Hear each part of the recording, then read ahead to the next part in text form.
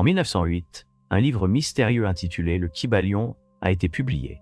Son auteur est attribué à 3 individus anonymes se faisant appeler les 3 initiés. Ils ont rassemblé les enseignements de l'ancien maître Hermès Trismégiste, situé dans l'Égypte prédynastique et associé à la figure du dieu Thoth. Le but de cette œuvre, empreinte d'un voile de mystère et de sagesse ésotérique, était de condenser tout le savoir ancestral hérité des civilisations anciennes en 7 principes hermétiques clairs et applicables. Cela a fourni un guide pour ceux qui cherchent à comprendre les lois fondamentales de l'univers et comment celles-ci peuvent être utilisées pour influencer délibérément les 3 plans d'existence. À travers l'histoire, ces enseignements ont été jalousement conservés par des groupes et des loges, maintenant un secret strict autour de ce savoir. La simple lecture de beaucoup de ces textes anciens ne révèle pas toujours leur véritable sens. Étant donné que ces enseignements et leurs adeptes ont été persécutés à différentes époques, ils ont dû être rédigés dans un langage symbolique ou codé. Un exemple clair en est la majorité des textes alchimiques et hermétiques. Peu comprendront pleinement ces textes, et encore moins les mettront en pratique. Si la connaissance n'est ni utilisée ni exprimée, elle devient inutile, incapable d'apporter un bénéfice à celui qui la détient. Il est essentiel non seulement d'étudier les axiomes et les aphorismes, mais aussi de les appliquer dans la vie quotidienne. Chaque individu doit intégrer ces principes, les pratiquer et les mettre en œuvre, car ils ne deviennent véritablement une richesse que lorsqu'ils sont vécus. Les principes hermétiques sont au nombre de 7 et sont tous interconnectés. Le premier principe est le mentalisme, dont dépendent et dérivent tous les autres. Si l'on considère que l'univers est une création mentale et que tout repose dans l'esprit de l'un, alors toute création doit avoir son origine dans l'esprit. Selon un autre principe trouvé dans le Kybalion, le principe de correspondance. Tout comme l'un créé par son esprit, pouvons-nous créer avec le nôtre? Le principe de correspondance affirme qu'il existe toujours une relation entre les lois des phénomènes dans différents plans d'existence. Comme en haut, ainsi en bas, comme en bas, ainsi en haut. Il établit qu'il y a une harmonie entre les plans physiques, mental et spirituel.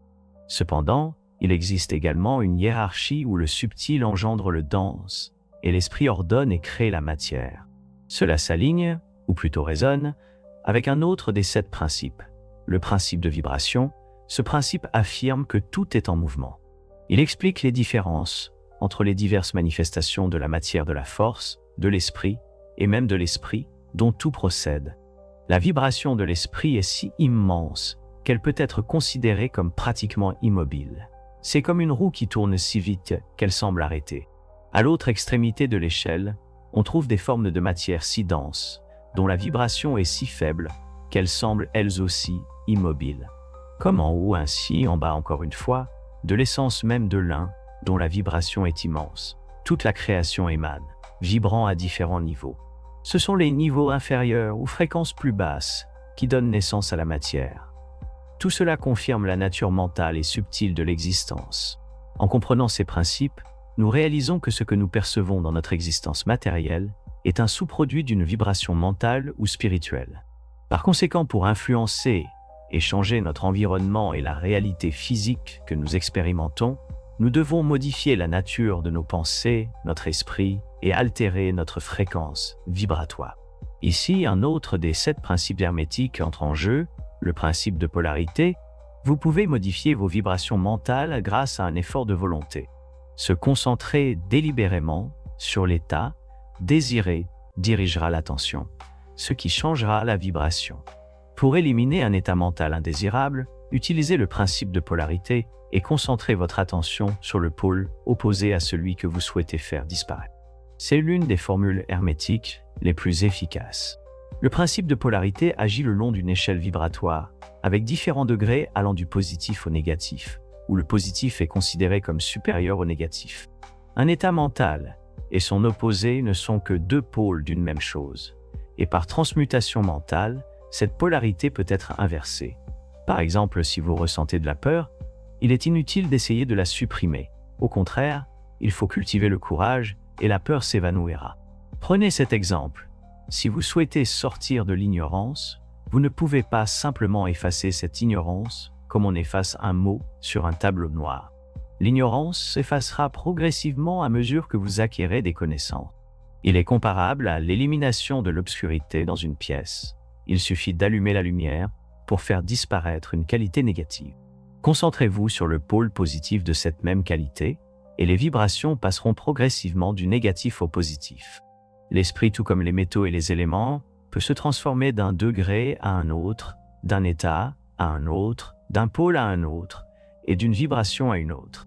Maîtriser la polarité revient à maîtriser les principes de la transmutation mentale ou alchimie. Il est crucial de devenir habile dans l'art de la transmutation mentale pour transformer le monde qui nous entoure. Mais nous devons aussi prendre en compte un autre des 7 principes, le principe de rythme. Ce principe est intrinsèquement lié au principe de polarité. Là où il y a action, il y aura réaction. Là où il y a avancée, il y aura recul. Là où il y a montée, il y aura descente. Cette loi s'applique à tout. Les soleils, les mondes, les animaux, l'esprit, l'énergie, la matière. Elle se manifeste dans la création et la destruction des mondes, dans l'essor et la chute des nations, dans la vie et la mort, et enfin, dans les états mentaux des humains. Cependant, même si l'univers cherche toujours l'équilibre, nous ne sommes pas condamnés à rester coincés dans des états négatifs. Comprendre le rythme et l'équilibre du cosmos nous apporte perspective et acceptation lorsque le pendule oscille vers la polarité négative. Pourtant, en tant que maître des arts hermétiques, nous disposons des outils pour incliner l'équilibre en faveur du positif. L'un des axiomes hermétiques affirme que les plans supérieurs gouvernent les plans inférieurs, tout comme les lois supérieures commandent les lois inférieures. Le rythme peut être neutralisé par l'art de la polarisation. La conscience existe à la fois sur des plans supérieurs et inférieurs, et en s'élevant mentalement vers le plan supérieur. Le maître fait osciller le pendule mental pour qu'il se manifeste sur le plan inférieur, tout en restant inaffecté sur le plan supérieur, libérant ainsi sa conscience de l'oscillation inverse. Cela s'accomplit en se polarisant dans le soi supérieur, élevant ainsi les vibrations mentales de l'ego au-dessus du plan ordinaire de conscience. C'est comme s'élever au-dessus de quelque chose et le laisser passer en dessous.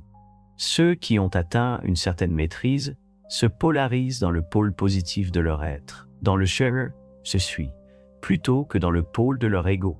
En refusant et en niant l'action du rythme, ils s'élèvent au-dessus de leur plan de conscience. En appliquant des lois supérieures, ils maîtrisent les lois inférieures. Toutes les personnes ayant atteint un certain degré de maîtrise personnelle pratiquent cela, qu'elles connaissent ou non la loi. Elles refusent simplement de se laisser emporter par les fluctuations et, en affirmant fermement leur supériorité, restent positivement polarisées.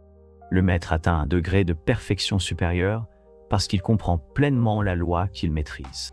Avec l'aide d'une loi supérieure et de leur volonté, ils parviennent à un équilibre et une stabilité presque inimaginable pour ceux emportés par des oscillations émotionnelles. Ils savent que tout sur les plans inférieurs est de nature duale, et en employant leur esprit, ils surmontent les adversités. Ils savent qu'en fin de compte, tout est Maya, une création mentale de l'univers, où l'être fait l'expérience de lui-même sous d'innombrables formes et consciences. Ils comprennent aussi qu'ils ne sont pas simplement une création de l'univers, mais en font partie. Essentiellement, ils sont divins, un fractal de l'univers ou de la source, un esprit éternel incarné dans cette existence matérielle pour évoluer, expérimenter et se souvenir de lui-même. Ils savent qu'en vertu des principes de fractalité et de correspondance, ils ont aussi le pouvoir de créer et de façonner leur propre réalité par l'esprit. Derrière les enseignements transmis par divers maîtres et anciennes cultures, tels que l'hindouisme, le bouddhisme, l'hermétisme ou même Jésus de Nazareth, se cache le principe de la nature mentale ou spirituelle de l'univers.